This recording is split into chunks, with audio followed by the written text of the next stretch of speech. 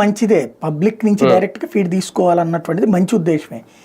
కానీ మనం గ్రహించాల్సింది ఏంటంటే ఆంధ్రప్రదేశ్లో అక్షరాస్యత శాతం 66.5%. క్యూఆర్ కోడ్లతో మనం డబ్బులకి వేస్తాం, కానీ దాంట్లో ఎంత మోసపోతున్నారు, ఎంతమంది మోసపోతున్నారు. అట్లాగే ఐవీఆర్ఎస్ కాల్స్ వస్తున్నాయి. ఇప్పుడు నాకే వచ్చింది మొన్న. దాంట్లో ఐవీఆర్ఎస్ కాల్ వచ్చినప్పుడు మనకేం వస్తుందో తెలుసా? స్పామ్ అని వస్తుంది పక్కన. అవును అవును.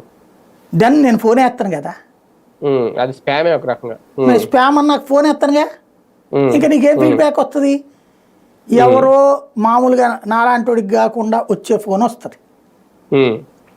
వాళ్ళకి 1 నొక్కండి 2 నొక్కండి అంటారు వీళ్ళు. ఈ 1 నొక్కేలోపు 2 దగ్గరికి వెళ్ళిపోతుంది, ఇది వెళ్ళిపోతుంది. ఆ టైంకి వీళ్ళే నొక్కుతారో తెలియదు, కరెక్ట్ ఫీడ్బ్యాక్ వెళ్ళదు. అప్పుడు 100కి 30% జెన్యూనిటీనే చూడాలి ఐవీఆర్ఎస్ కాల్స్ లో.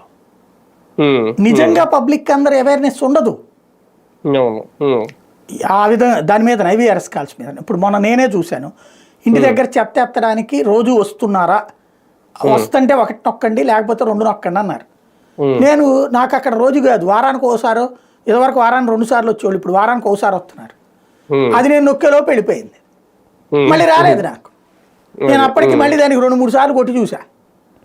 ఈలోపు ఇంకొకటి వచ్చింది, మీ ప్రాంతంలో చెత్త తీసుకెళ్లే ఒక చెత్త ఏమన్నా ఒక డంపింగ్ లాగా పెడుతున్నారా అని ఇంకో ఐవీఆర్ఎస్ కాల్ వచ్చి దానికి చెప్తాం సమాధానం. ఇది పోయిందిగా.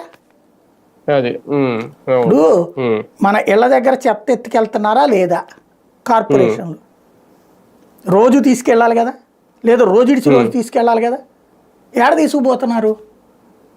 కరెంటు సమస్య వస్తుందా లేదా? ఇవన్నీ ఈ డబ్బులు అక్కర్లేదండి, పరిష్కరించాలన్న చిత్తశుద్ధి ఉండాలి. వీటి గురించిన రివ్యూలు అనేటటువంటిది జెన్యూన్ ఫీడ్బ్యాక్ తీసుకోవాలి. నేను చెప్తున్నాను కదా, సంక్షేమం సక్రమంగా అమలు చేయాలంటే ఖచ్చితంగా అధికారుల కోఆపరేషన్ ఉండాలి అనేది ఒకటి. ఇప్పుడు ఈ గ్యాస్ సిలిండర్ల పథకం ఉంది, 48 గంటల్లో మీ డబ్బులు మీరు రిటర్న్ వేస్తా ఉన్నారు, కానీ చాలా మందికి వెళ్ళట్లేదు అని చెప్పి ఫిర్యాదులు వస్తున్నాయని ఆయన